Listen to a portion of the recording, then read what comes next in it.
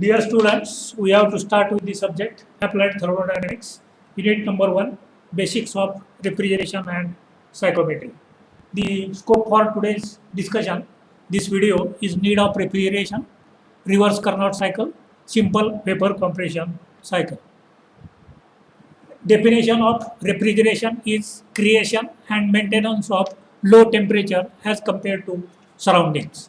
And in this definition, the confined space, we can reduce the temperature in a confined space. In open atmosphere, we cannot reduce the temperature, or even if it is reduced below the surroundings, immediately it will come with the equilibrium with the surroundings. So confined space is very much important. So confined space is inside of refrigeration. रेफ्रिजरेटरचा दरवाजा बंद केल्यानंतर जी आतली space येते ती confined space किंवा air condition रूमची जी room बंद केल्यानंतर व्यवस्थित सील केल्यानंतर जी असते ती कन्फाइंड स्पेस. म्हणजे we can do the reduction of temperature and maintenance of temperature in a confined space. Now this confined space becomes our system. In the earlier part, you have studied system, surroundings, and the universe. System, you can control the system. You cannot control the surroundings or the universe. You are having better control over the system. So you can control the system. आता student म्हणलं तर system काय झाली, स्वतःचा study, स्वतःचं homework, स्वतःचं term work पूर्ण करणे. तर ह्याच्यावरती आपण कॉन्सन्ट्रेशन केलं पाहिजे. बाकीचे जे सराउंडिंग पार्ट आहेत त्याच्यावरती आपला कंट्रोल नसतो, तर त्याचा आपल्याला काही कंट्रोल करता येत नाही. म्हणून आपण आपल्या पार्टवरती कॉन्सन्ट्रेशन करायचं. ॲप्लिकेशन्स ऑफ रेफ्रिजरेशन, त्याच्यामध्ये मग ice making, industrial air cooling, food preservation, treatment of air blast, किंवा आपल्या डेली लाईफमधलं म्हणजे तुम्ही जर पाहिलं असेल तर pasteurisation of the milk. Need of refrigeration is for comfort air conditioning. Comfort म्हणजे ह्युमन कम्फर्ट. आता ह्युमन कम्फर्टमध्ये आता refrigeration is only reduction and maintenance of temperature below the surroundings. परंतु एअर कंडिशनिंगचा स्कोप हा त्याच्यापेक्षा जास्त असतो. Not only the temperature control, but in addition to the temperature control there is humidity control, air motion and purity of the air also. That is the comfort air conditioning. Industrial air conditioning is depending upon the process requirement. Whatever temperature is required for that particular process, that has to be produced and maintained by the refrigeration system. Food processing, agricultural feed processing, किंवा आत्ताच मी तुम्हाला पॉश्चरायझेशन of milk सांगितलं, किंवा food chain म्हणजे शेतामधून निघणारा माल हा पहिल्यांदा प्रिझर्वेशन करायचं, त्याच्यानंतर तो ट्रान्सपोर्ट करायचा आणि डिस्ट्रीब्युशन पॉईंटला डिस्ट्रीब्यूट करायचा. Unit of refrigeration, 1 ton of refrigeration.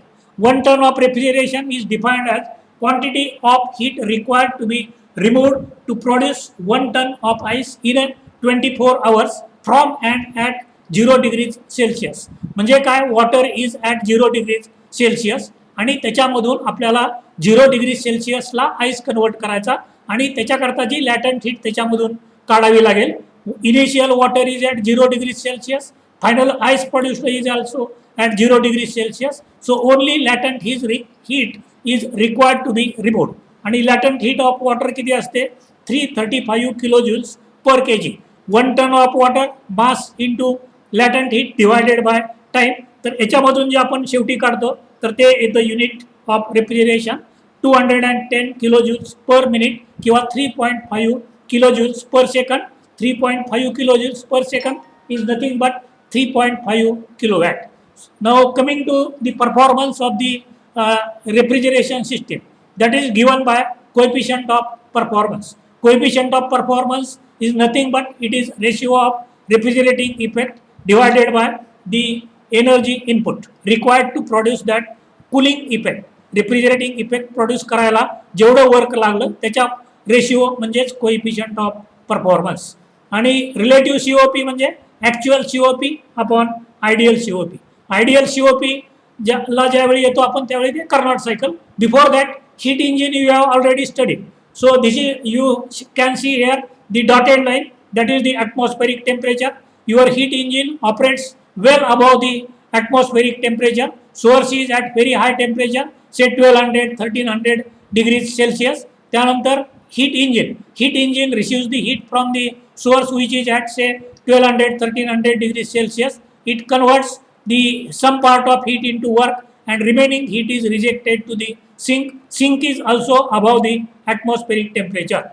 When it comes to the refrigerator absorbs the heat, takes out the heat from the sink which is at lower temperature than the surrounding. रेफ्रिजरेटरचा inside part जर तुम्ही घेतला किंवा air conditioning room जर घेतली तर त्याचं already temperature हे ॲटमॉस्फेरिक टेम्परेचरच्या पेक्षा कमी असतं आणि तिथून हीट काढून घ्यायची आणि ती शिंक इथं कुठला आहे ॲटमॉस्फेरिक एअर आहे. ॲटमॉस्फेरिक एअरमध्ये ती हीट एक्झॉस्ट करायची आणि त्याप्रमाणे मग त्या कन्फाईन्ड स्पेसचं टेम्परेचर मेंटेन करायचं. That is the refrigerating system which is absorbing the heat at lower temperature and rejecting heat to the atmosphere just outside the confined space. That is a refrigerator. आता याच्या पुढचा आणखी एक भाग येतो की ज्यावेळी surrounding air atmospheric conditions are very cold म्हणजे just like the Himalayan part किंवा कोल्ड कंट्रीज तर त्या ठिकाणी ॲटमॉस्फिअरमधून which is already at lower temperature heat घ्यायची आणि त्या रूममध्ये पंप करायची.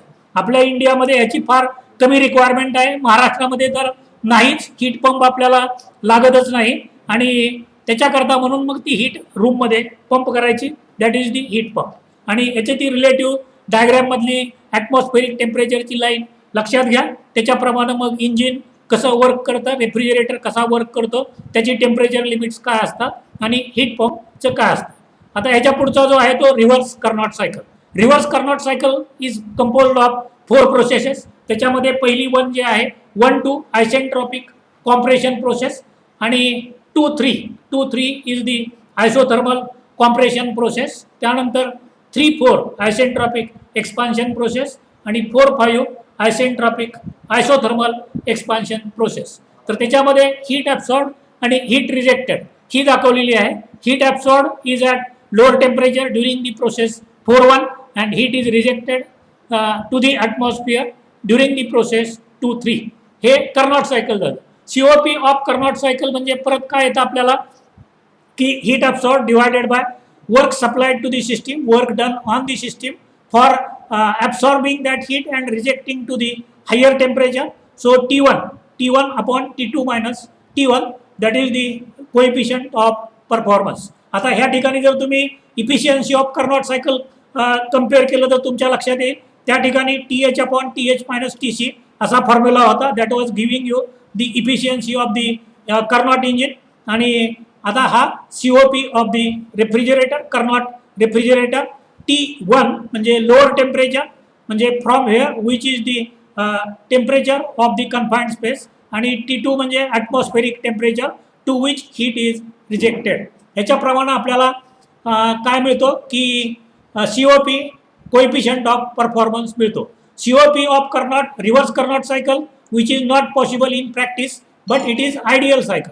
त्याप्रमाणे आपल्याला ह्या COP मध्ये आपण जर बघितलं की डिक्रीजिंग हायर टेम्परेचर म्हणजे ॲटमॉस्फेरिक टेम्परेचर कमी होत आहे. ॲटमॉस्फेरिक टेम्परेचर कमी होत आहे. समजा तुम्ही रेफ्रिजरेटरचं उदाहरण घेतलं. रेफ्रिजरेटरच्या आत फूड कंपार्टमेंटमध्ये साधारणपणे एक 8-10 डिग्री टेम्परेचर असतं आणि फ्रीजर जो असतो आईस कंपार्टमेंट जे असतं तिथं मायनस टेम्परेचर असतं. तर त्या आतली बाजू झाली त्याचं टेम्परेचर जे आहे ते लोअर टेम्परेचर आणि ॲटमॉस्फेरिक टेम्परेचर हे हायर टेम्परेचर. जसं आपलं आतलं टेम्परेचर आपण नियरर टू ॲटमॉस्फेरिक येतं म्हणजे लोअर टेम्परेचर -10 पासून 30-25 जे काय ॲटमॉस्फेरिक टेम्परेचर असेल तेवढ्याकरता हीट पंप आपल्या हीट आपल्याला पंप करायची from lower temperature to higher temperature. तर जसंही ॲटमॉस्फेरिक टेम्परेचर वाढत जाईल किंवा फ्रीजरच्या ऐवजी डीप फ्रीजरचं उदाहरण घेतलं आपण तर लोअर टेम्परेचर आणखी कमी होतं. बिलो -10, -20, -30 अशा पद्धतीनं ते होत जातं आणि त्याप्रमाणे मग COP कमी होत जातं. जसं या दोन्ही मधला गॅप म्हणजे लोअर टेम्परेचर आणि हायर टेम्परेचर मधला गॅप कमी होत जाईल तसा COP आपला वाढत जातो. Coming to practical cycle, simple vapour compression cycle. Simple vapour compression cycle, let us imagine the refrigerator. Refrigerator म्हणजे तुमचा जो हे आहे इव्हॅपरेटर म्हणजे तुमच्या रेफ्रिजरेटरमधलं टॉप कंपार्टमेंट, आईस कंपार्टमेंट तर त्याच्यामध्ये तुमचा इव्हॅपरेटर असतो. तिथं काय होतं, हीट ॲब्सॉर्ब केली जाते. कुठून हीट ॲब्सॉर्ब केली जाते, आतल्या रेफ्रिजरेटरच्या आतल्या भागातलीच, म्हणजे नॉट ओन्ली आईस कंपार्टमेंट, परंतु खालची जी काय फळांचं भाज्यांचं जे कंपार्टमेंट आहे, दुधाचं कंपार्टमेंट आहे, त्या सर्व आतल्या भागातली हीट ॲब्सॉर्ब केली जाते. ती ॲब्सॉर्ब केल्यानंतर त्यावेळी काय होतं, तिथं लिक्विड रेफ्रिजरंट त्या इव्हॅपरेटरमध्ये जात असतो. त्याचं व्हेपरायझेशन होतं. It comes to the compressor. त्या वेपरचं कॉम्प्रेशन होतं, हीट लेवल वाढवली जाते आणि मग कॉम्प्रेसरमधनं हीट लेवल वाढवल्यानंतर it goes to the condenser. Condenser हा रेफ्रिजरेटरच्या मागच्या बाजूला असतो. बऱ्याच ठिकाणी तो क्लोज असतो किंवा काही वेळेला ओपन असतो. ओपन असणं चांगलं, कारण त्यामधून आपल्याला हीट रिजेक्ट करायचे. म्हणजे रेफ्रिजरेटर काय करतो, आतल्या भागातली हीट काढून घेतो, ज्यामुळं आपलं फूड प्रिझर्वेशन व्यवस्थित होतं. Food is maintain below the atmospheric temperature. Say food compartment जे आहे, फळं भाज्या जे आहेत, तिथं 8-10 डिग्री टेम्परेचर असलं तरी सुद्धा चालतं. आणि त्याप्रमाणे मग हल्ली रिसेंट डिझाईन्समध्ये तुम्हाला 2 डोअर रेफ्रिजरेटर दिसतो. 2 डोअर रेफ्रिजरेटरमध्ये काय असतं, 2 डोअर रेफ्रिजरेटरमध्ये वरच्या ह्याच्यामध्ये फक्त आईस कंपार्टमेंट असतं, की जिथं मायनस टेम्परेचर असतं, आणि खालचे जे फळं भाज्याचं जे कंपार्टमेंट असतं, तिथं ते थोडं 8-10 डिग्रीपर्यंत टेम्परेचर गेलं तरी चालतं. आणि त्यामुळं फळभाज्या जर मिनिमम मायनस टेम्परेचर केलं तुम्ही फळभाज्या, तर डिहायड्रेशन होतं, म्हणजे त्याचा ताजेपणा टवटवीतपणा आहे तो टिकून राहत नाही. परंतु तुम्ही जर ऑब्झर्व केला असेल तर 2 डोअर रेफ्रिजरेटरमधल्या फळं आणि भाज्या ताजे टवटवीत राहतात. तर हा झाला आपला वेपर कॉम्प्रेशन सायकलचा भाग. So to start with this much is sufficient today.